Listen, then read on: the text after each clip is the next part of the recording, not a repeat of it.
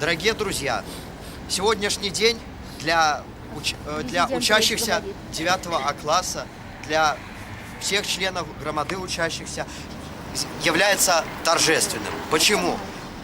Ведь мы первый, наверное, даже в жизни наш раз мы собрались поехать в другой город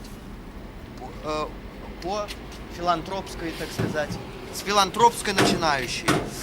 Мне кажется, я думаю, что вы поддержите мое мнение о том, что такие поездки действительно нам нужны и необходимы, и что в будущем мы должны развивать это направление и, в общем, с этим направлением идти вперед для того, чтобы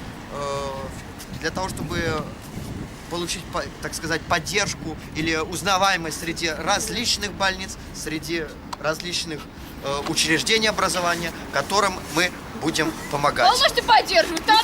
Ну что, немножко, легонечко. Еще раз хочу, последний раз уже хочу поблагодарить всех вас, Алена!